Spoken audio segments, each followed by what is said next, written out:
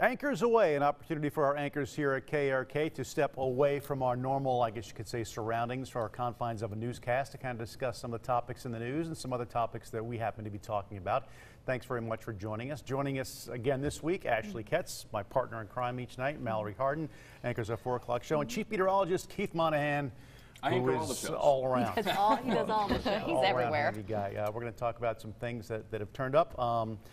One thing that I want to touch on, because I think it hits every parent at home. A 5-year-old boy lost his life earlier this week or over the weekend after coming across a gun in his home, and it was a very tragic situation, guys, and I think we all agree that a lot of empathy goes out to these parents. It's one of those things where it simply is just horrific from beginning to end.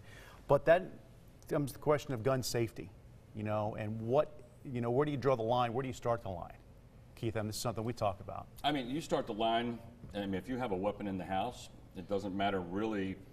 Well, I mean, there is a limit to how young they should be to be exposed to it.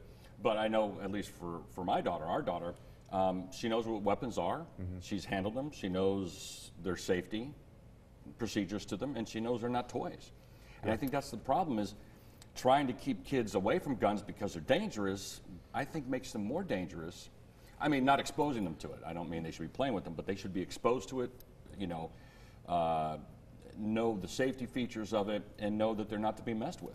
I think what's interesting, too, I saw years ago a story that was done where a reporter put a bunch of toys in a small basket with a couple of guns in there. They didn't work, but they were actual weapons. And it was a preschool, and they put them in the middle of the floor. And these kids, especially the boys, they were drawn right to the guns. I mean, there's some fascination either about the physicality of the gun or the... But it was one of those things where they're going to get to it, and then you think of gun locks and things like that, and you should have these things locked up, or you should have the physical locks that go through the weapons that make them impossible to fire. And then the argument on that too is like, well, then they're no good if I need one, if I need to get to it right away. Right. But I think a law enforcement will probably tell you if you go through enough training, and you should train as much as you possibly can, you can get that gun unlocked and ready to do whatever you need to do. But and you can't lay blame a situation like that. But guys, what do you think? I'm not sure if your husbands or you guys are gun owners, or if you've ever thought about it. For safety. Tough subject. You hear that story, and I read the report that was here. The 5-year-old boy, some of his siblings were home. They saw that happen. They were a part of it, and I just can't imagine. I just can't imagine what they went through. A sweet parents that lost their baby boy. It's so sad. 5-year-old child. But you're right, that kids are fascinated by this. I can't say that I have the solution, but it just breaks my heart. And that's something that we've tried to do as a group with the community, is find solutions to some of this violence that's happening, and even with these unintended victims. And one thing that we've been doing is our boss will send a gun lock to you. No questions asked. If you just email him, send him a message on Twitter, his name's Austin Kellerman, he will mail it to you. And it's just something, it may not be the solution, but it is something that, if you're interested, you have a gun at home, it's something that we can give to you free of charge. I think the big thing is teaching kids respect for the weapon. That's the key. I know that I tell my daughter, because I'm a gun owner, and I say, if you see a gun in the house, you tell me. If it's at a place, of course, tell your mom and dad. And if you're out someplace, you come across a gun, or a friend picks up a gun in another home, get out of the room. Just leave and find an adult and tell them. And at being a gun owner, I've come to work sometimes, and I'm thinking, did I put that up in a safe place when I left the house, knowing that she'll be there before I get home? And then you kind of go through this, like, did I leave the iron on, that kind of thing. And you sit there and you stew about it, and then I've gotten out of a meeting and I've driven home to find out that it's actually where it should be, but just because that thing isn't there. And of course, you can contact the sheriff's department. They can get you gun locks. But just try to be as as informative to your kids, if that's what you'd like to do. But do everything you can to be as safe as possible. And of course, thoughts and prayers go to that family. Terrible tragedy there. Can't imagine. On the other side, here's a tragedy, but actually, Ketz, not a tragedy, won an Emmy Award for your story on the Elaine Massacre, which is a stain in the state's history. Tell us about that. And it was for the history and the cultural category. So this was a story that I didn't know about growing up in Arkansas. Mallory, do you remember hearing about it? No, the Elaine Massacre. The first I ever heard was the story that you did, and I know you poured your heart into this story. Well, there was a lot of research that a lot of folks are doing on the topic that I had to dig into. Kind of give us a Reader's Digest of it, because it was back in 1919. World War I had just ended, and the price of cotton was going up, and the the black sharecroppers wanted to form a union because they felt like they weren't being paid fairly. So they were meeting in a church in Elaine, Arkansas. That's in Phillips County. It's a very rural part of the state. And at some point, gunfire erupted. Some people say the whites started shooting. Some people say the blacks started shooting. Either way, what we know is that people were killed. And the estimates go from anywhere from 22 African Americans died to hundreds, upwards of 500. Wow. And to this day, how come it's so we tough still to don't get even a number know on that? because we don't know where the bodies are. And that there could be a mass grave. That's what some historians think. But we still do not know. Even the family members, the descendants that we know of who lost their great uncles in this, they still don't know where they took the bodies.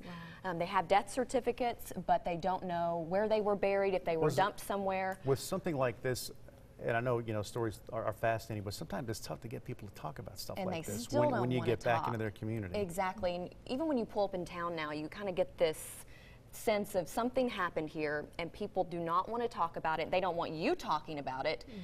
So they would rather just, not talk about it. And a lot of people that even live there now don't know about it. And that's the kind of the sad part is, they're living there, especially the children. Even some of their grandparents, they didn't talk about it for years because they were so fearful. But now there's some work being done. There are some groups that are trying to come together and make a memorial for the victims. Again, we don't know how many, but make some type of memorial that would be in Phillips County, and it would be unveiled at the Centennial, which is next year. So that's something that 100 years we're going to be this, and following. it's still tough to get people to talk about. Isn't that, yeah. Yeah. And there's some great people doing great work. UALR, one of the professors there at the Race and Ethnicity Center, he is doing a lot of research, and he actually is going to have some announcements coming up here in the next few weeks, maybe months. So we're going to learn more. This story is coming to light. is not done yet. Honored for your work for actually, outlining this story and bringing it to I think it's attention. important, as painful as our history could be, it's important that we know about it. Oh, yeah. For better or for worse. The key is to educate folks that these things did happen, and not to celebrate them, but to have a remembrance of them. Right. And just to bring this topic up too, when we went through a phase about a year ago when statues were being torn down, and there was a lot of emotionally sensitive things like that were happening. And we had this discussion too, these things, whether they go in a museum or not, they shouldn't be torn down, destroyed, or forgotten. They should be used as teaching tools. Right. That this is something from the past, and now we're going to talk to our kids about how we're not going to revisit this. Right. Exactly. No, exactly. I mean, I know, I keep looking at Keith because I know you're about to No, I think the bottom line is attitudes change over time, and what was thought to be okay 100 or 200 years ago, people's values have changed. So we shouldn't crucify the folks that lived during that time per se, because attitudes have changed since then. Right. That would be like holding you responsible for a decision you made when you were 12. Or that my ancestors made. That your ancestors made. Right. But on the other hand, we have and that doesn't say, hey, it was okay for them to do it. I mean, we've learned that, things are done in the past. But there's lots of talks wrong. of the founding fathers owned slaves, and but it was you have to kind of put that in perspective of that time period. That wasn't abnormal. Not that it was right, but it wasn't an abnormal thing. I mean, thankfully we've matured as a society. We fought a civil war over it. I mean, the greatest loss of military life in all wars put together don't equal the loss of life during the Civil War. Yeah. And we fought that for a very noble reason, and that was to end slavery and to give equal rights to everyone. Finally, for the Constitution to mature into what it was set out to mean, that all men are created equal. We still have struggles. There's still people that are well, I'll say it, people that are racist out there. People have their preconceived notions about other folks, but the key is to kind of break from that and accept folks for who they are. You don't judge a book by its cover, kind of thing. Exactly. Another thing I want to talk about, Mallory actually got an Emmy. Mallory got a baby recently. Got a baby. Way better. Again to that. Award. That's not the award we're talking about. And you're kind of dealing with something that a lot of new moms deal with, and you Sleep. Sleep. Sleep is Sleep. one of them. One. Well, Sleep. you know, What is I that? tell you what, I remember after Karsten was born, and I went to the doctor for a checkup, and I said, "Gee, I'm always tired." He's like, "Well, you're working, and you're a new father, so get used to it. It is. It It's doesn't kind of- change." kind of But you've got something else dealing with that all new So moms we were deal with. talking about this earlier. This was probably something that many years ago I'd be embarrassed to talk about. But now I'm like, I have no shame. I know that Well, moms you're a mom. out there You are create dealing your own with people now, so you've got the power. Exactly. I need this like mom group around me. It's really hard, and it is the greatest, best thing in the world. This baby boy, y'all, has my whole heart. But I've talked about, I had to come back to work when he was 5 weeks old, and as much as I love, and I'm so thankful to be here, I was a mess when I came back to work. I think as all moms are. I think we all are a little bit of a mess whenever we come back. And leave our babies at home, but that's It's harder part the of second it. time. It's harder the I second think. time. I don't know why it is, but I thought, I've done this before. I can get through it, but it was tough. And one thing that I've kind of talked to y'all about lately is, and it seems really silly, but I cannot lose my second baby weight. And with the first one, with Grace Ann, who's now 4, it was easier. It's always hard. But with the second one, it just won't come off, and I promise I've done everything in the book. Oh, but You look great.